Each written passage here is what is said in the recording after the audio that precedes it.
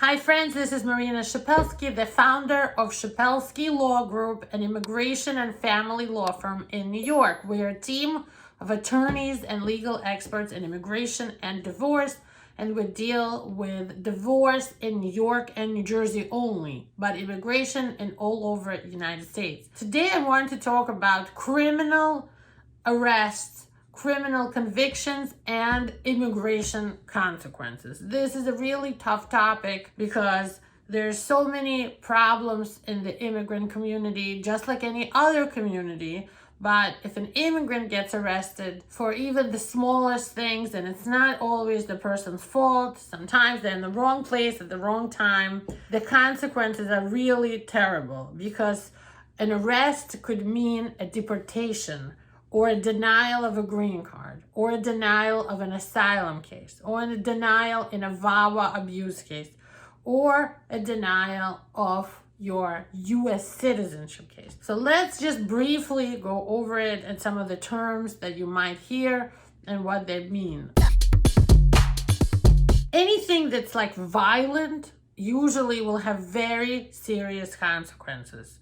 Anything with serious drugs will have very serious consequences. Anything with fraud, stealing large amounts of money, or like credit fraud where a lot of money is lost by the victims usually means very serious consequences without getting into all those small details. Every crime, depending what state and jurisdiction you are in, has different consequences. So I don't have the time to do in this video all of them, right? Because there's so many. But in New York, we have ways of dealing with things, and we have a way to get out of the bad consequences if you have an immigration lawyer that gets involved and talks to your criminal attorney early in the process. So if you have, like, just to give you an example, we have a woman we represent for a VAWA case. She was married to a green card holder from a Russian-speaking country. She's also from a Russian-speaking country. And he was much older than her. They got married. She's beautiful. She has a son who's a teenager. They started living together, but he was very abusive. He kept trying to pass his citizenship test and couldn't. And, he had problems. That's why he couldn't pass. He had alcohol abuse problems, probably abused other things. I don't know all of that, but I definitely know about alcohol. And as a result, she and her son went through a lot. And we convinced them to file the VAWA case. They both already have their work permits, and they're waiting for a green card approval while she is living in a place with roommates. And she had a big fight with one of her roommates, and they kept having conflicts. So over and over again, they kept fighting. And then one day she and the roommate had an altercation. Our client had a girlfriend over, she had a friend over, and the two of them were screaming and throwing things. And my client, with a great arrest history before that, meaning no arrests before that, got arrested by the New York police, and she got accused of assault and breaking property and other things, right? So she actually hired a legal aid attorney, which is a free attorney offered by the state of New York for criminal cases. And the attorney contacted us, and we worked as a team to deal with her criminal case. So I said, look, this is not a major problem. They are not even living with the roommates anymore. Obviously, as soon as she got arrested, they gave a temporary criminal order of protection to the roommate. My client had moved out. She got a different apartment. She will agree to attend some sort of an anger management problem. But please, legal aid attorney, make sure she doesn't have a real conviction here, because this will ruin her immigration history. So now her wonderful VAWA case, where she was truly a victim and she was truly abused, and we have doctor's letters and psychologist evaluation, and you can tell they lived together and that the guy abused her.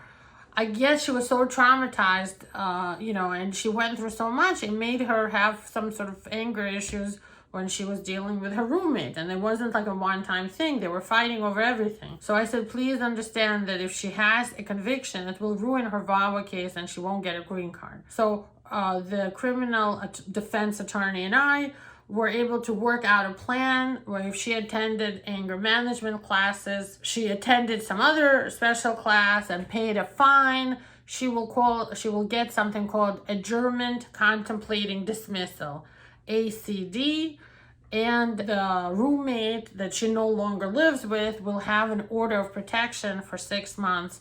And that was fine with us because they're no longer interacting at all. They're no longer roommates or live in the same borough. My client moved to another part of New York City completely. So at the end of the day, we were able to work out a really good plan.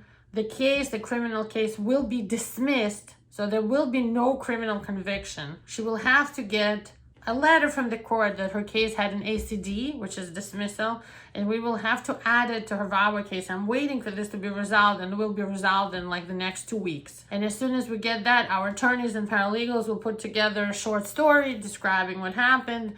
We'll probably ask for another psychologist evaluation for her.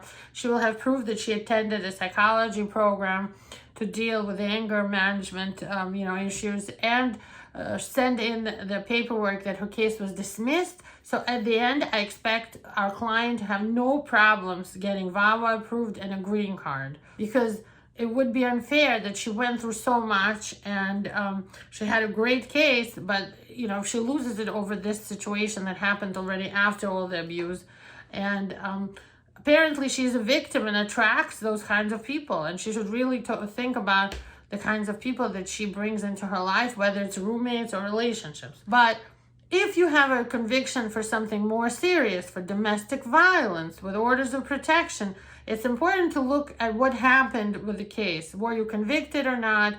And if you were convicted, what were you convicted of? And remember, immigration officers and judges are allowed to look at what you were accused of, not just what you were convicted of, because the police and the district attorneys often charge with a lot more than they end up settling for or having a plea deal about. So it is very important to have an immigration lawyer in those situations and not just a criminal attorney before you take any plea agreements, and before you settle on anything in your criminal case. Make sure you understand what consequences this arrest and this conviction will have on your immigration history. For citizenship, for example, if you have an arrest or an order of protection, you cannot apply for citizenship for 5 years after that, because that's the time it takes to get over the immoral part of the arrest and so on. And some of the crimes, if you're convicted of, you will never become a U.S. citizen.